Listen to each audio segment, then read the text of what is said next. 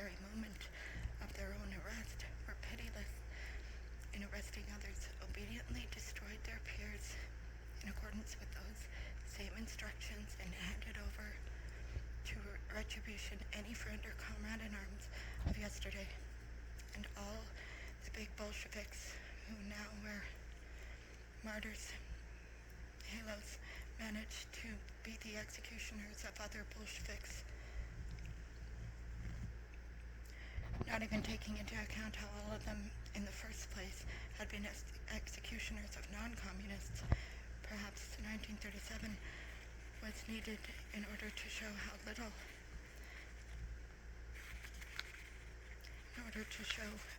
their whole ideology was worth, that ideology of which they boasted so enthusiastically, turning Russia upside down, destroying its foundations, trampling everything it held sacred underfoot, that Russia, or they themselves, had never been threatened by such retribution. The victims of the Bolsheviks from 1918 to 1946 never conducted themselves so despicably as the leading Bolsheviks when the lightning struck them. If you study in detail the whole history of the arrests and the trials of 1936 to 1938, the principal revulsion you feel is not against Stalin and his accomplices, but against the humiliatingly repulsive defendants, nausea at their spiritual baseness after their former pride and implacability. So what is the answer? How can you stand your ground when you are weak and sensitive to pain, when people you love are still alive, when you are unprepared? What do you need to make you stronger than the interrogator and the whole trap? From the moment you go to prison, you must put your cozy past firmly behind you. At the very threshold, you must say to yourself, my life is over, and a little early to be sure, but there's nothing to be done about it. I shall never return to freedom.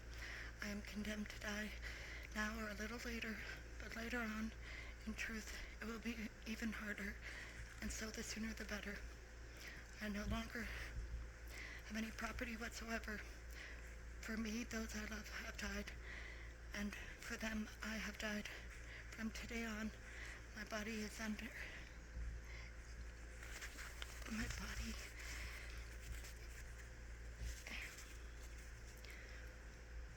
useless and alien to me. Only my spirit and my conscience remain precious and important to me. Confronted by such a prisoner, the interrogation will tremble. Only the man who has renounced everything can win that victory. But how can one turn one's body to stone? Well, they managed to turn some individuals from the Berdyaev circles into puppets for a trial, but they didn't succeed with Berdyaev. They wanted to drag him into an open trial. They arrested him twice, and in 1922 he was subjected to a night interrogation by Dzerzhinsky himself. Kamenev was there too, which means that he too was not averse to using the Cheka in an ideological conflict, but Berdyaev did not humiliate himself. He did not beg or plead. He set forth firmly those religious and moral principles which had led him to refuse to accept the political authority established in Russia. And not only did they come to the conclusion that he would be useless for a trial, but they liberated him. A human being has a point of view. Stolyarova recalls an old woman who was her neighbor on the Peterki bunks in 1937. They kept on interrogating her every night. 2 years earlier, a former metropolitan of the Orthodox Church who had escaped from exile had spent a night at her home on his way through Moscow. But he wasn't the former metropolitan. He was the metropolitan. Truly, I was worthy of receiving him. All right then, to whom did he go to when he left Moscow? I don't know, but I won't tell you. I know, but I won't tell you. Metropolitan had escaped to Finland via an underground railroad of believers, and the and the first at first the interrogators took turns, and then they went after her in groups. They shook their fists in the little old woman's face, and she replied, "There's nothing you can do to me, even if you cut me into pieces. After all, you are afraid of your own bosses, and you are afraid of each other, and you are even afraid of killing me." They would lose contact with the Underground Railroad, but I am not afraid of anything.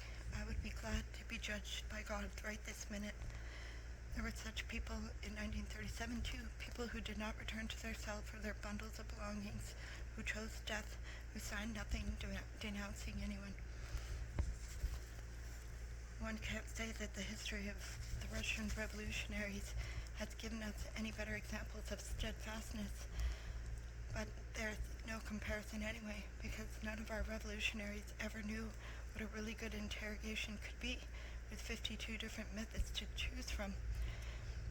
Ch.3 did not subject Radishchev to torture, and because of contemporary custom, Radishchev knew perfectly well that his sons would serve as officers in the Imperial Guard no matter what happened to him, and that their lives wouldn't be cut short, nor would anyone confiscate Radishchev's family estate. Nonetheless, in the course of his brief two-week interrogation, this outstanding man renounced his beliefs and his book and begged for mercy. Nicholas, I didn't have enough imagination to arrest the wives of the Decembrists and compel them to scream in the interrogation room next door, or even torture the Decembrists themselves. But in any case, he didn't need to. Even Rylev answered fully, frankly, and hid nothing. Even Pestel broke down and named comrades who were still free, assigned to bury Ruskaya Pravda at a very place where it had been buried. There were very few who, like Lunin, expressed disdain and contempt for the investigating commission. The majority behaved badly and got one another more deeply involved. Many of them begged abjectly to be pardoned. Zavalishin put all the blame on Rylev. Obolensky and Trubetskoy couldn't wait to slander Griboyedov, which even Nicholas one didn't believe. Bakunin, in his confessions, abjectly groveled before Nicholas I, thereby avoiding execution. Was this wretchedness of soul, or revolutionary cunning? One would think that those who decided to assassinate Alexander II must have been people of the highest selflessness and dedication. After all, they knew what the stakes were. Krinyevitsky shared the fate of the Tsar, but Rysakov remained alive and was held for interrogation. And that very day, he blabbed on the participants in the plot and identified their secret meeting place. Out of fear for his young life, he rushed to give the government more information than he could ever have been suspected of having. He nearly choked with repentance. He proposed to expose all the secrets of the anarchists. At the end of the last century and the beginning of this one, the Tsarist interrogator immediately withdrew his question if the prisoner found it inappropriate or too intimate. But in Krusty prison in 1938, when the old political hard labor prisoner Zelensky was whipped with ramrods with his pants pulled down like a small boy, he wept in his cell. My Tsarist interrogator didn't even dare address me rudely. Or, for example, we learned from the recently published research that the Tsarist gendarmes seized the manuscripts of Lenin's essay, What Are Our Ministers Thinking Of?, but were unable to get at its author. At the interrogation, the gendarmes At the interrogation, the gendarmes, just as one might have expected, learned very little from the student Vaniev.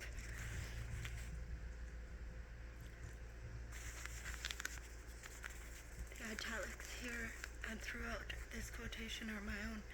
He informed them only that the manuscripts found at his place had been brought to him in one package for safekeeping several days before the search by a certain person whom he did not wish to name. Therefore, the interrogator's sole alternative was to turn the manuscripts over for expert analysis. The experts learned nothing. What did he mean his sole alternative?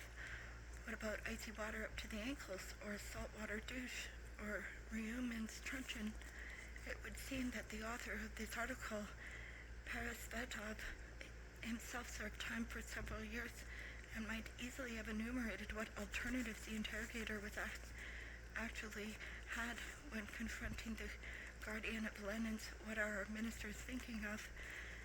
As Malkinov recollects, that was a Tsarist prison, a prison of blessed memory, which political prisoners nowadays can only recall with feeling almost of gladness.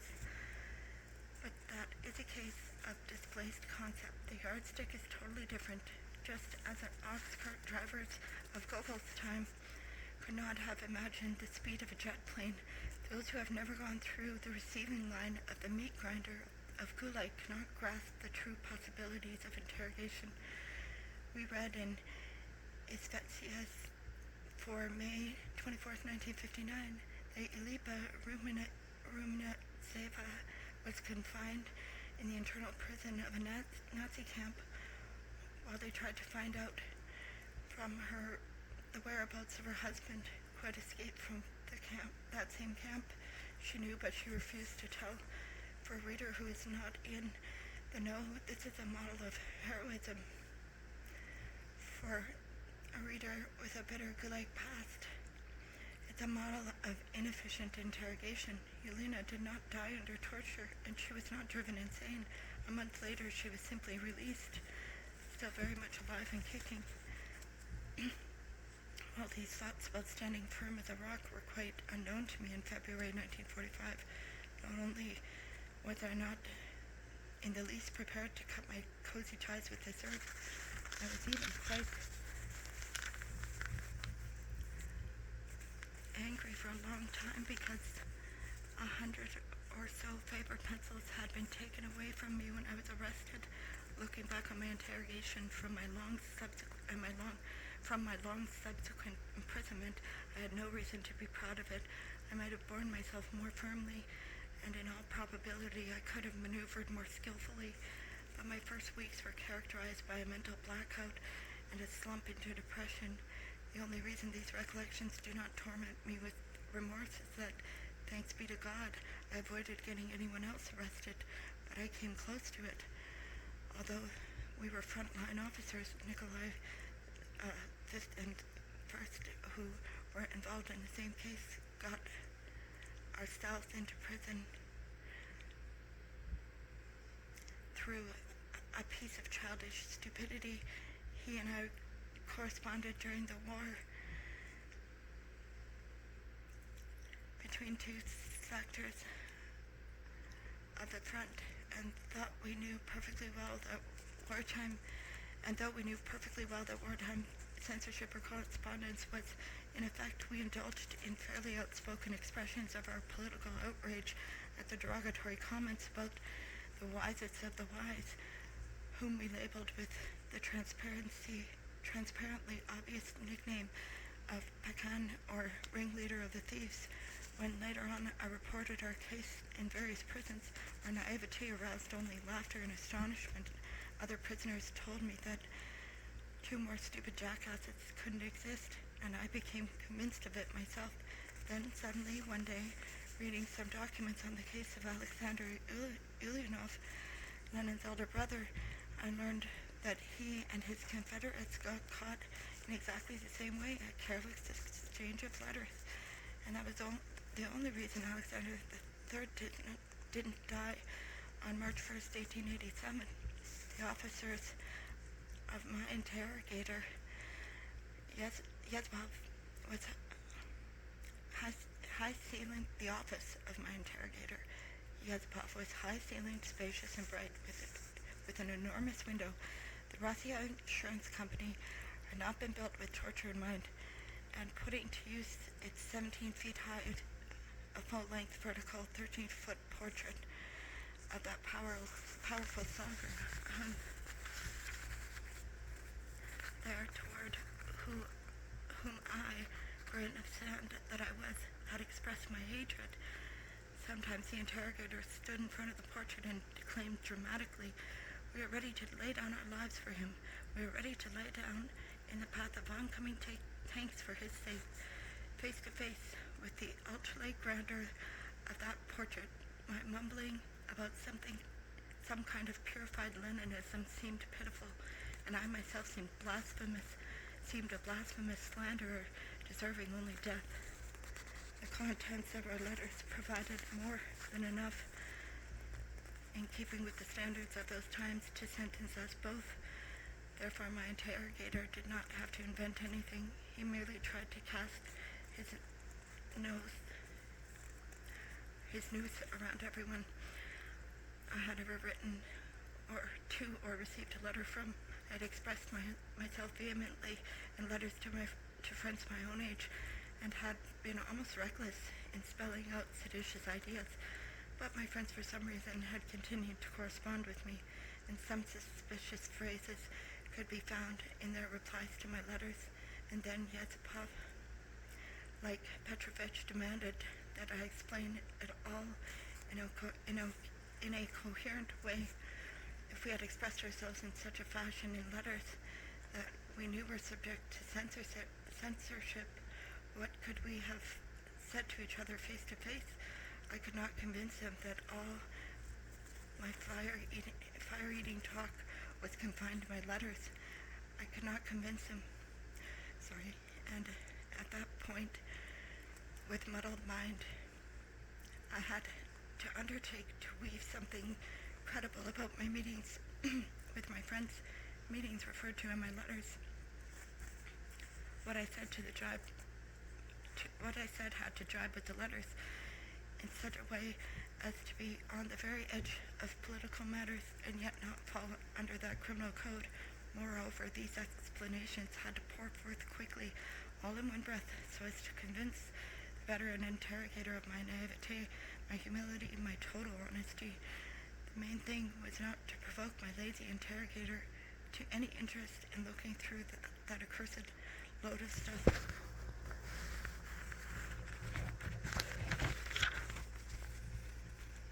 I had brought in my accursed suitcase, including many notebooks of my war diary, written in hard light pencil in a needle-thin handwriting, with some of the notes already partially washed out.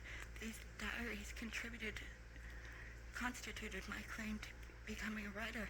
I had not believed in the capacities of our amazing memory, and throughout the war years I had tried to write down everything I saw.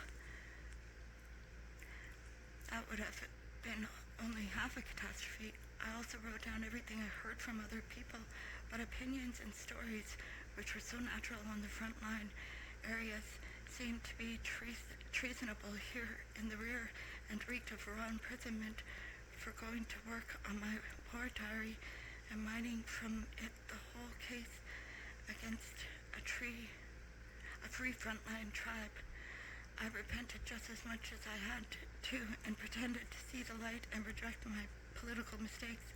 I became utterly exhausted from this balancing on a razor's edge, until I recognized that no one was being hauled in for a confrontation with me, and distinguished the clear signs that the interrogation was drawing to an end, until in the 4th month all the notebooks of my war diary were cast into the hellish maw of the Lubyanka furnace, where they burst into flame, the red pyre of one more novel which had perished in Russia, and flew out of the highest chimney in black butterflies of soot. We used to walk in the shadow of that chimney, our exercise yard, a box-like concrete enclosure on the roof of the big Lubyanka, 6 floors up. The walls rose up around us. To to approximately 3 times a man's height. With our own ears, we could hear Moscow automobile horns honking back and forth, but all we could see was that chimney, the guard posted on the 7th floor tower, and the segment of God's heaven whose unhappy fate it was to float over the Lubyanka. Oh, that soot. It kept falling on and on in that first post-war May, but so much of it fell during each of our walks that we decided the Lubyanka must be burning countless years of files. My doomed library, my doomed diary, was only one momentary plume of that soot. I recalled a frosty sunny morning in March when I was sitting in the interrogator's office. He was asking his customary crude questions and writing down my answers, distorting my words as he did.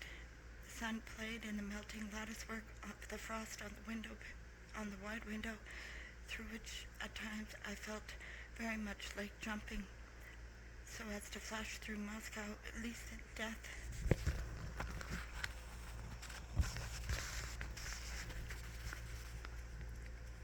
And smash onto the sidewalk 5 floors below, just as in my childhood. My unknown predecessor had jumped from House 33 in Rostov-on-the-Don. In the gaps where the frost had melted, the rooftops of Moscow could be seen, rooftop after rooftop, and above them merry little puffs of smoke. But I was starting not in that direction, but at a mold of piled up manuscripts. Someone else is covering the entire center of the floor in this half-empty room, 36 square yards in area, manuscripts which had been dumped there a little while before and had not yet been examined, in notebooks and file folders, in homemade binders, in tied and untied bundles, and simply in loose pages. The manuscripts lay there like a brutal mound of some interred human spirit, its conical top rearing higher than the interrogator's desk, almost blocking me from his view, and brotherly pity ached in me for the labor of that unknown person who had been arrested that previous night, these spoils from the search of his premises having been dumped that very morning on the parquet floor of the torture chamber at the feet of that 13-foot stallion. I sat there and I wondered, whose extraordinary life have they brought in for torment, for dismemberment, and then for burning? Oh, how many ideas and works had perished in that building, a whole lost culture. Oh, soot from the Lubyanka chimneys. And the most hurtful thing of all was that our descendants would consider our generation more stupid, less gifted, less vocal than in actual fact it was.